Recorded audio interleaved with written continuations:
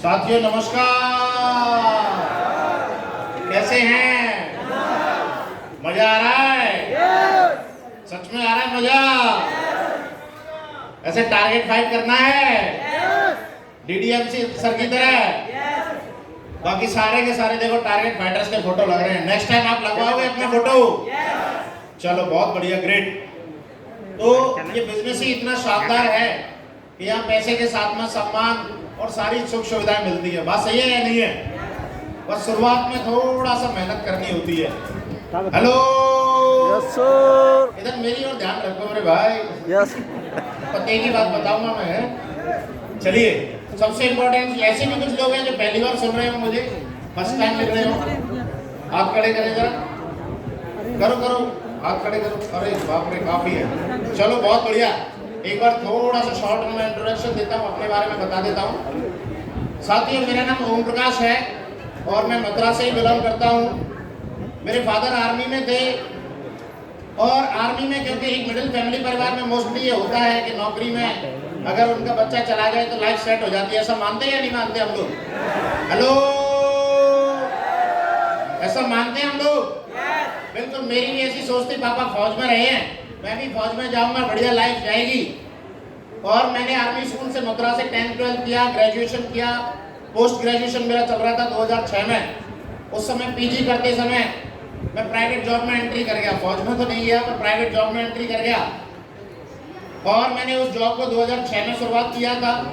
5,619 रुपये in hand मिले और धीरे धीरे 4-5 साल में 11-12 हज़ार तक उस तनख्वाह को ले गए। ग्रॉस 15,000 के लगभग था और साथ में ऐसे ही नौकरी चल रही थी।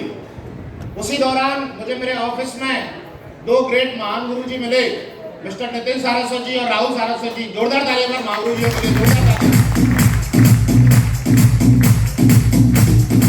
Thank you. और ये अपॉर्चुनिटी क्या है मुझे बहुत ज्यादा मालूम नहीं था, क्योंकि बहुत सारे लोगों ने ऐसे हाथ खड़ा किया। तो जैसे आप लोगों को बहुत ज्यादा आइडिया हो सकता है, नहीं हो, मेरे को भी इस बिजनेस के बारे में बहुत ज्यादा आइडिया नहीं था। लेकिन एक चीज नजर आ रही थी बार बार इस बिजनेस में देखने के बाद, कि इस बिजनेस में पैसा है और इस बिजनेस से बहुत अच्छा पैसा कमाया जा सकता है। बीच में जयपाल सर ने एक चीज बोला था कि मुझे पूछा था कि आपका बैंक बैलेंस क्या है। यही सेम क्राइटेरिया मेरे लिए भी राहुल जी ने पूछा कि बैंक बैलेंस क्या है। और ये चीज मुझे क्लिक की कि 5 साल में अगर बैंक बैलेंस नहीं है तो बैंक बैलेंस आने वाले 10 साल बाद भी नहीं होगा, 20 साल बाद भी नहीं होगा। बिजनेस में जाने के नाम पर कुछ दिख नहीं रहा था और मैंने इसको ज्वाइन कर लिया, काम करना स्टार्ट कर दिया। 2010 के लास्ट में इस बिजनेस में काम की शुरुआत की। 11 में फुल टाइम आ गया और 11 में मुझे उतना पैसा आने लगा जितना कि मुझे नौकरी से आ रहा था। फिर धीरे धीरे और काम बढ़ा किया तो 12 में लगभग उसका डबल हो गया। 13-14 में और अच्छा निकल गया। 50-60 हज़ार रुपये 14 में आने लगे। और 15 आते आते इस बिजनेस की वजह से, 2015 आते आते इस बिजनेस की वजह से मैं 6 फिगर इनकम में चला गया। मैंने विदेश की यात्रा इस बिजनेस की वजह से कर ली थी और अपने जीवन की पहली कार इको स्पोर्ट का टॉप मॉडल 12.5 लाख की कार परचेज कर ली थी पहले 4 साल के अंदर। Thank you. आप जानते हैं इस बिजनेस में जो भी लोग ज्वाइन है और जो काम कर रहे हैं, कम से कम फ्रंट 2 रो के लोग, स्पेशली पहले 5 रो के लोग, या इस बिजनेस में तो अगर मैं कहूँ सारे काम करने वाले लोग हैं, तो इस बिजनेस में सपने पूरे किए जा सकते हैं। बात सही है या नहीं है? ड्रीम लाइफ जी जा सकती है। ड्रीम लाइफ ऐसा होता है, मिडिल फैमिली आदमी केवल सपने ही देखता है, वो पूरे नहीं होते। हेलो, लेकिन ये शेफ शॉप इंडस्ट्री है जो वो सपने पूरे भी कराती है। बात सही है या नहीं है? मुझे ग्रेवाल सर ने बड़ी अच्छी स्टोरी याद सुनाई थी जो मुझे अभी याद है। एक बार एक पति पत्नी थे, एक दंपति थे, एक कपल थे। उन्होंने एक मकान लिया, उन्होंने एक फ्लैट परचेज किया और वो जब उस फ्लैट में रह रहे थे तो उस फ्लैट में एक प्रॉब्लम थी, वो उन्हें पता नहीं थी। उस फ्लैट में पहले से एक जिन्न रहता था। कौन रहता था उसमें?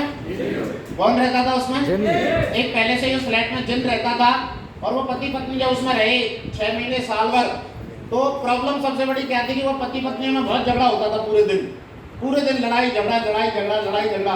और वो जिन्न सुन सुन के वो भी पागल हो गया। जिन्न भी बोले ये कैसे लोग आ गए इस मकान में। तो सही है या नहीं है? और जब इतने लड़ाई झगड़े होते थे तो एक दिन जिन्न दोनों के सामने आ गया। बोला भाई एक चीज बताओ, तुम इतना कलेश क्यों कर रहे हो, ये बताओ। अरे बोले ऐसे ऐसे ये पैसा, इसके ऊपर पूरा झगड़ा। तो उसने समझाने की कोशिश की।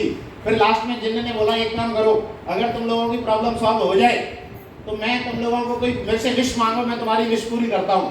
तो जो फीमेल थी, जो लेडीज थी, उसने अपनी विश मांगी कि मेरे पास में जवाहरात हो, मेरे पास पैसा हो, मेरे पास ये हो, वो हो, और जितने ऐसे चुटकी बजाई और उसकी पूरी विश पूरी कर दी। और उसने तुरंत फिर उस आदमी को पूछा, उसके हस्बैंड को पूछा, तू बता भाई अपनी विश।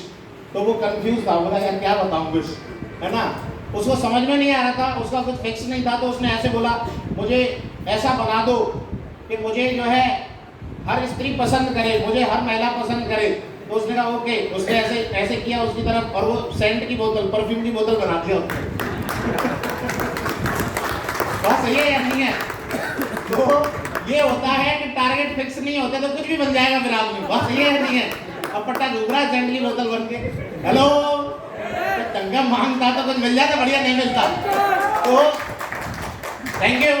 ऐसे ही हम लाइफ में घूमते रहते हैं, परफ्यूम की बोतल बने, फिर पता ही नहीं कर क्या क्या चाहिए, क्या बनना है। हेलो सर, सही बता रहा हूँ, बहुत सारे तो इस हॉल में बीवियों भी वैसे बैठे हैं।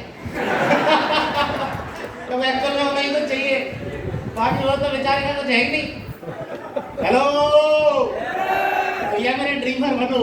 ये बिजनेस ड्रीमर बनने का है, और इस बिजनेस में जो बड़े बड़े ड्रीम देखते हैं, सपने देखते हैं, वही लोगों के इस बिजनेस में आगे लगातार बढ़ते हैं। बात सही है या नहीं है? मैं सिर्फ एक चीज जानता हूँ, ड्रीम मेरे थे, लेकिन कैसे पूरे होंगे ये आइडिया नहीं था।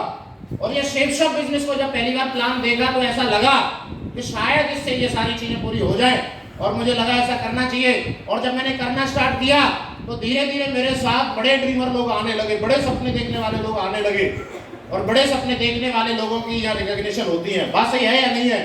वो अपने सपने के लिए जान दे सकते हैं, वो अपने सपने के लिए अपना घर छोड़ सकते हैं, वो अपने सपने के लिए कुछ भी कर सकते हैं। ऐसे लोग यहाँ लगातार रिकॉग्निशन देते हैं, ऐसे लोग ही यहाँ टारगेट फाइट करते हैं, और ऐसे लोग ही इस बिजनेस में लगातार ग्रोथ करते हैं। यदि वाकई में आपके सपने बड़े हैं तो आपको इस धंधे के अंदर सफलता लेने से कोई रोक नहीं सकता। यदि आपके सपनों में जान नहीं है तो मुझे नहीं पता कब कौन से लेवल पे कहां आप लोग इस बिजनेस को कभी भी क्विट कर सकते हैं। तो बड़े सपने देख सकते हैं और उन्हें पूरा करने के लिए कुछ भी करने को तैयार हैं। चलिए बहुत बढ़िया। तो अभी मैं एक ऐसे योद्धा को यहाँ बुलाने जा रहा हूँ, मैं एक ऐसे बंदे को यहाँ बुलाने जा रहा हूँ, मैं एक ऐसे लीडर को बुलाने जा रहा हूँ जो स्वयं तो अपना तगड़ा ख्याल रखता ही है, स्वयं तो अपने ख्याल रखता ही है, साथ ही साथ अब नेटवर्क का ख्याल रखता है, साथ ही साथ अपने लोगों का ख्याल रखता है। वो एक कहानी सुनते हैं हम अधिकतर, जब भी हम योद्धाओं की बात सुनते हैं, जब भी हम राजा महाराजाओं की बात सुनते हैं तो अलेक्जेंडर द ग्रेट का नाम सुनते हैं। सुनते नहीं सुनते? सुनते हैं या नहीं सुनते? यस और नो? सिकंदर महान का नाम सुना जाता है। सिकंदर महान ऐसे ही नहीं बन जाता कोई सिकंदर महान। सिकंदर महान बनने के लिए गट्स चाहिए होते हैं, सिकंदर महान बनने के लिए त्याग चाहिए होता है, सिकंदर महान बनने के लिए जान पर खेलना पड़ता है। क्या जान पर खेलने के लिए तैयार हैं? यस। चलो एक सिकंदर महान की एक स्टोरी शेयर कर लेता हूँ। एक बार सिकंदर महान क्यों महान था ये समझने की कोशिश करो, क्यों वो अलेक्जेंडर द ग्रेट बोला जाता है। एक बार सिकंदर महान की सेना, लगभग उसके 1000 सिपाही एक युद्ध में बीच में फंस गए। 1000 सिपाही लगभग उसके युद्ध के बीचों बीच फंसे हुए थे, और उसके चारों तरफ जो दुश्मन की सेना थी वो लगभग 1 लाख से ज्यादा की सेना थी। कितनी सेना थी? कितनी सेना थी? हेलो, कितनी सेना थी? 1 लाख। और 1000 योद्धाओं के साथ बीच में 100 गुना ज्यादा बड़ी सेना चारों ओर से घिरा हुआ है। ऐसे समय पे क्या, ऐसे समय पे क्या सरेंडर कर दें, क्या जान बचा लें, क्या क्या करें? लेकिन सिकंदर, इसीलिए सिकंदर बोला जाता है, योद्धा इसीलिए योद्धा बोला जाता है। और ऐसे ही योद्धा को भी बुलाने वाले हैं। उस योद्धा ने ये नहीं कहा कि हम सरेंडर करेंगे, उसने ये नहीं कहा कि हम यहाँ से जिंदा निकलेंगे, उसने सच्चाई बताई अपने योद्धाओं को, और उसने बोला कि ये जो 1 लाख योद्धा हैं, ये जो चारों तरफ 1 लाख योद्धा खड़े हैं, इनमें एक भी योद्धा हमसे कमजोर नहीं है। सामने वाले योद्धा भी मजबूत हैं, मजबूत हम भी हैं, हम 1000 भी मजबूत है और वो 1 लाख भी मजबूत है। लेकिन ये तो तय है कि वो अलेक्जेंडर की सेना नहीं है, वो सिकंदर की सेना नहीं है, क्योंकि सिकंदर की जो सेना है उसमें 1000 सैनिक नहीं है, ये 1000 अलेक्जेंडर हैं, ये 1000 सिकंदर हैं। यहाँ पर अगर एक सिकंदर भी मारा जाता है, यदि अगर मैं भी मारा जाता हूँ तो 999 सिकंदर तब तक लड़ते रहेंगे जब तक युद्ध का अंत नहीं होता। और वहां, थैंक यू, और वहां अगर फारसी सेना का राजा मारा जाता है और 1 लाख की सेना का अगर राजा मारा जाता है तो युद्ध वहीं खत्म हो जाएगा। तो हमारा लक्ष्य इस सेना को हराना नहीं है, हमारा लक्ष्य इस युद्ध को जीतने के लिए हमें उसके सिर्फ एक राजा को मार के गिराना है। हम 1 लाख को मारने वाले नहीं हैं, हम एक को मारने वाले हैं और हम 1000 लोग उस एक को मार गिरा सकते हैं या नहीं? उसकी सेना ने बोला बिल्कुल। तो बोले हमारा निशाना वही है, हमारा निशाना इनमें से कोई नहीं है, क्योंकि ये हमारे जैसे ही बलशाली हैं। लेकिन अगर हमने उसको एक को खत्म कर दिया तो हम डेफिनेटली ये युद्ध जीतेंगे। और अगले दिन की रणनीति के साथ में उन लोगों ने युद्ध का आरंभ किया और वही किया जो उन्होंने सोचा था। शाम तक उन्होंने उसके राजा को मार गिराया और वो युद्ध जीत गए। इसे बोलते सिकंदर महान। Thank you. ऐसा ही लीडर, ऐसा ही शानदार लीडर इस बिजनेस का सिकंदर, इस बिजनेस का अलेक्जेंडर अभी आप लोगों के सामने आने वाला है। परिस्थितियां कैसी भी क्यों नहीं रही हो, टीम कितनी भी बार क्यों नहीं बिगड़ी हो, टीम को कितनी बार जीरो होते हुए देखा उसने, टीम को कितनी बार उसने ऊपर नीचे जाते हुए देखा, अपलायनों का सपोर्ट उसके साथ हमेशा रहा। टीम से कोई भागा, कोई गया, इधर हुआ उधर हुआ, कोई फर्क नहीं पड़ता। वो साला जिसको पकड़ता है ना उसको अपने जैसा बना देता है, वो जिस पे हाथ रखता है उसे सिकंदर बना देता है। उसके अंदर ये खासियत है। कंफर्ट जोन क्या चीज होती है उसको पता ही नहीं है। कंफर्ट जोन क्या चीज होती है उसको पता ही नहीं है।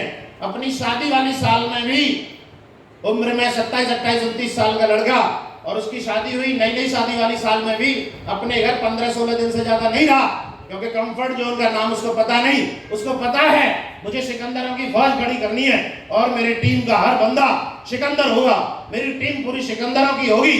ऐसे जांबाज, ऐसे शानदार, ऐसे डायनामिक पर्सनैलिटी को हम अभी स्टेज पे कॉल करने वाले हैं। So please welcome the dynamic personality mister Manendra मले ऑन द स्टेज।